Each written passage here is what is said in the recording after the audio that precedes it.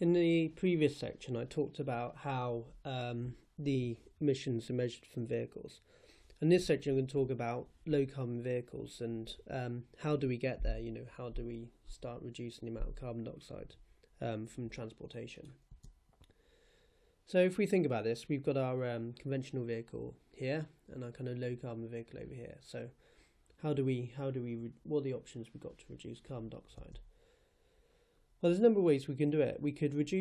First of all, we could reduce the carbon in the fuel. That's one way of going it. Or the second way that we can do is we can improve the energy efficiency of the vehicle as a whole. And in fact, to achieve this, we want to be doing these two things in parallel. And the way that we can reduce carbon in the fuel is, as we talked about in the last lecture on the environment, is by looking at second and third generation biofuels, so reducing the amount of carbon dioxide. Looking at future fuels such as hydrogen fuel cells, plug-in hybrids, and eventually moving towards battery electric vehicles. Just to reduce the amount of carbon in the fuel. Improving the energy efficiency, well, in the short term, I think we're talking about next generation internal combustion engines, improved heat recovery, so rather than just chucking the heat out the exhaust, we recover some of that to improve the overall efficiency of the vehicle. Downsized internal combustion engines, so engines that have the same power but smaller displacement, so they use less fuel. Low loss transmissions, what's so-called lightweighting, so reducing the mass of the vehicle, and also automated and eventually automated intelligent control. And I'll talk about a few of these in turn in this section, and also in the next section where I talk about hybrid vehicles. So I just wanted to kind of talk about this council, the Automotive Council. Basically, they were established in 2009. It's made up of senior figures from across the automotive industry. And the aim of this body is to enhance cooperation between government and industry. So they're almost like the jam in that sandwich. So the government have got, clear priorities and drivers to reduce emissions, and industry obviously want to try and do that, but they resist it to some extent because it's either not technically possible or that it's expensive or whatever. So the Automotive Council try and act as a middleman or the mediator between these two and try and come up with the optimal solution. And they kind of regularly produce long-term strategies and roadmaps for low carbon automotive technologies in the UK. And this is one such roadmap. I suggest you kind of scan the code and go and find out a bit more from the site. But this is the thing they're looking at. So if you haven't seen technology roadmap before, basically it's the way that you can kind of plan how to get from A to B. So in this case, we want to get from the current vehicle technologies we have to a low carbon vehicle in the future. So what's the way of doing that? Well, we've got drivers, certain things that drive in that, and that's the standards, the emissions, the CO2 emissions, and also environmental kind of considerations. Those all kind of drive in what we're trying to do. You also have what are called technology enablers. So to progress along this roadmap, you need to have these kind of enabling technologies to feed into your roadmap to ensure you can get where you want from A to B. So these are the kind of things that the Automotive Council consider the way forward. So you can see where we are at the minute. We're sort of looking at downsized internal combustion engines, progress into kind of mild and full hybrids, taking us up beyond 2035 into 2040. Then you can see, the increase of electric vehicles moving up to full battery electric vehicles.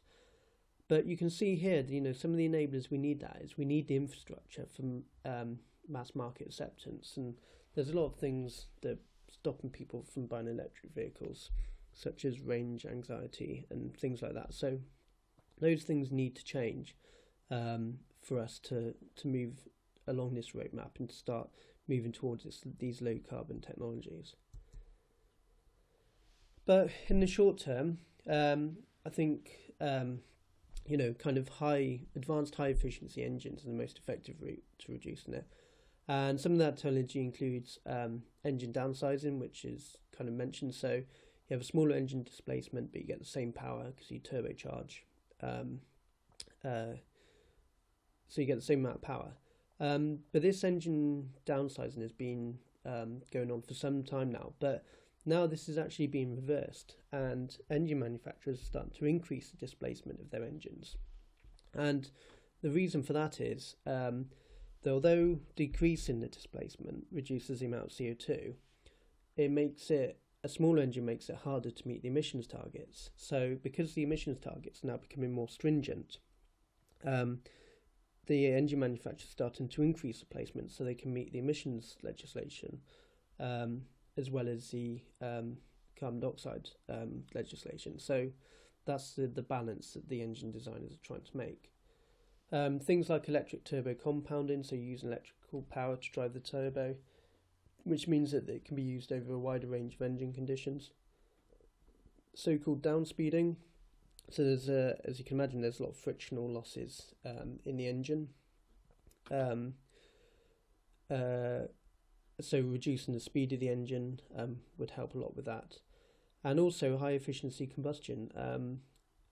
Not an insignificant amount of fuel is wasted from the engine each cycle. So if you can increase the combustion efficiency and reduce the waste of fuel, then you've instantly got a CO2 saving there. Another thing, in addition to the actual engine technology, is vehicle weight reduction. Because it's envisaged that CO2 targets can't be made with powertrain efficiencies alone. And it makes sense. If you kind of start reducing the mass of the vehicle, then you don't have to accelerate that mass, you don't have to brake that mass, you don't have to turn that mass. So it's a good way to reduce emissions. And the kind of the targets are, they want to reduce, say, the average mass of a large SUV by about 200 kilograms. But the issue that you've got with vehicle weight reduction, which could be achievable with lightweight alloys, composites, etc., is that often the vehicle weight is in conflict with other features. So we want our vehicles to become much more safer, and the only way that we can do that is by basically bulking up the structural integrity of the vehicle, which will add weight. So the vehicle weight is often, say, in conflict with a number of factors. So one way to tackle this is basically use a sum of small gains approach. So if you can shave grams off a spark plug, or a certain component of the car, if you can do that for every component of the car, then overall you should make a big saving on the vehicle. So this is very much seen as a good way to go to reduce the emissions from vehicles.